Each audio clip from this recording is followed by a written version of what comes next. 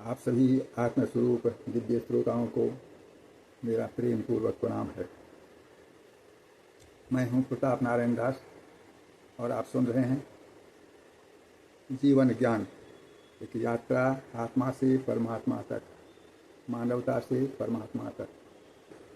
अध्याय 2, श्लोक 20। न जायते म्रियते वा कदाचित् नायं भूत्वा भविता न भूयः अजो नित्यः शाश्वतोऽयं पुराणो न हन्यते हन्यमाने शरीरे। अर्थ, आत्मा न कभी जन्म लेती है, न कभी मरती है, न यह कभी उत्पन्न हुई, न कभी होगी। यह अजन्मा, नित्य, शाश्वत और पुरातन है। यह अविनाशी है। शरीर नष्ट होता है, आत्मा नहीं। आत्मा ही हमारी सच्ची पहचान है। आत्मा को जानना ही आत्मज्ञान है और यही सच्ची आध्यात्मिक यात्रा की शुरुआत है। छांदोग्य उपनिषद। तत्त्वमसि श्वेत केतो। अर्थ, तू वही ब्रह्म है। भाग 2। ब्रह्म, ईश्वर और परब्रह्म के संबंध में चर्चा करते हैं विभिन्न महान धार्मिक प्रामाणिक पुस्तकों के आधार पर। गीता अध्याय 10, श्लोक 20। अहमात्मा गुडाकेश सर्वभूताशयस्थितः अहमादिश्च मध्यं च भूतानां अंत एव च। अर्थ, हे अर्जुन, मैं सभी प्राणियों के हृदय में स्थित आत्मा हूँ। मैं ही उनका आदि और अंत हूँ। मुंडक उपनिषद। द्वा सुपर्णा सयुजा सखाया। अर्थ, दो पक्षी, आत्मा और परमात्मा, एक ही वृक्ष में, एक ही शरीर में रहते हैं। ब्रह्मसूत्र कहता है, अथातो ब्रह्म जिज्ञासा। अर्थात अब ब्रह्म को जानने की इच्छा करो। ईश्वर, परब्रह्म, अल्लाह, ये सभी नाम उस एक अनंत अखंड सर्वव्यापक शक्ति के हैं जो हमारी आत्मा के स्रोत हैं। भाग 3। सभी धर्मों की एकता। कुरान, बाइबिल और हदीस के अनुसार। कुरान सूरह इखलास 112 ईजु 1-4 पर द्रष्टव्य। वह इस प्रकार है, कुल हुवल्लाहु अहद अल्लाहुस समद लम यलिद वलम यूलद वलम यकुल लहु कुफुवन अहद। इसका अर्थ है, कह दो, अल्लाह एक है, वह न पैदा हुआ, न किसी को पैदा किया और न कोई उसके समान है। बाइबल 1 जॉन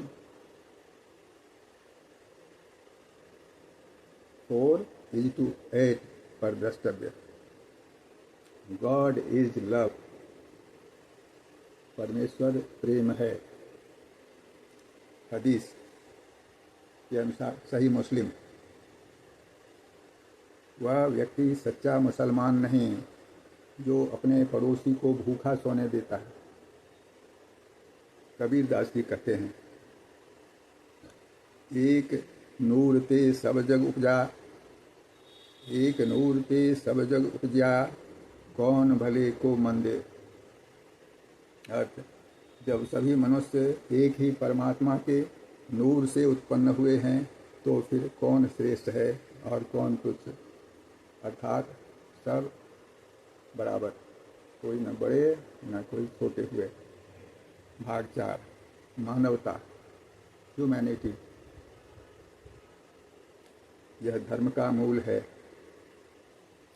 महाभारत का शांति पर्व में उल्लेख है। उसकी एक पंक्ति है, अयं निजः परो वेति गणना लघुचेतसाम उदार चरितानांतो वसुधैव कुटुंबकम। अर्थ, यह मेरा है, वह पराया है, ऐसी सोच छोटे मन वालों की होती है।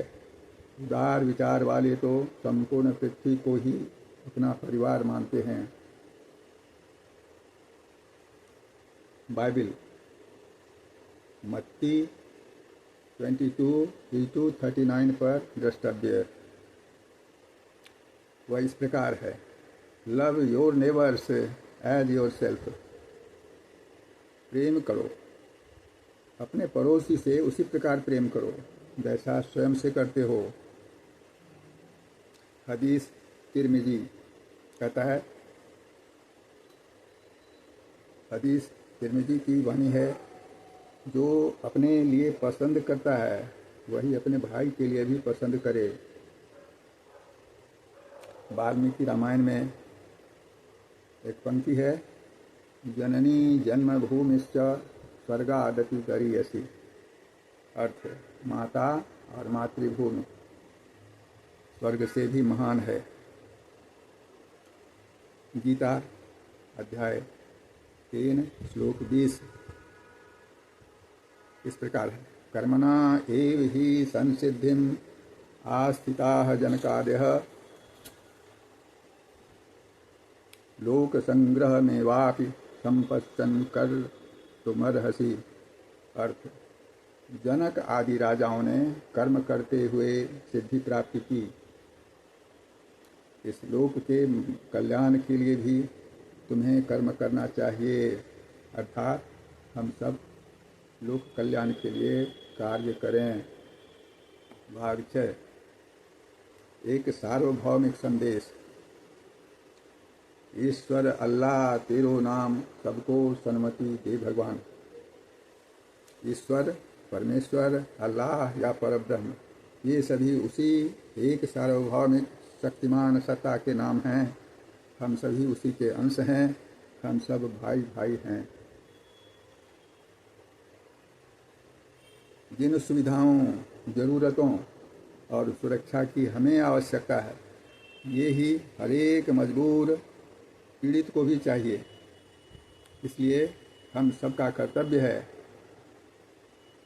कि अपने साधनों, सामर्थ्य और ज्ञान के अनुसार अधिक से अधिक लोगों तक आत्मज्ञान, मानवता, स्वास्थ्य, शिक्षा, सुरक्षा और प्रेम पहुँचाएं। यही सच्ची मानवता है। मानवता का यही व्यावहारिक रूप सब लोग सीख जाएं, ताकि कोई भी अकेला ना महसूस करे, अकेला ना रहे और भूखा न सोए। युद्ध, आतंक और भय का अंत हो। सब लोग प्रेम, करुणा और भाईचारे के साथ समस्त विश्व में रह सकें। अंतिम संदेश और प्रार्थना। विश्व के सभी महान संतों, महात्माओं, विद्वानों, आध्यात्मिक साधकों के इन लक्ष्यों को, जो मेरे और आप सभी के भीतर भी हैं, पूरा करने के लिए हम सभी अपने अपने स्तर पर जो जहाँ हैं वहीं से पूर्ण सहयोग दें। मैं संपूर्ण मानव समुदाय से क्षमा चाहता हूँ यदि मुझसे कोई भूल हो। आइए हम सब मिलकर उतना करें जितना कर सकते हैं,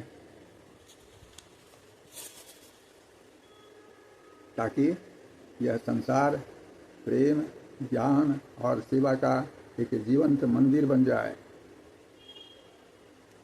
जीवन ज्ञान जहाँ आत्मा बोलती है और परमात्मा मुस्कुराता है। धन्यवाद दोस्तों।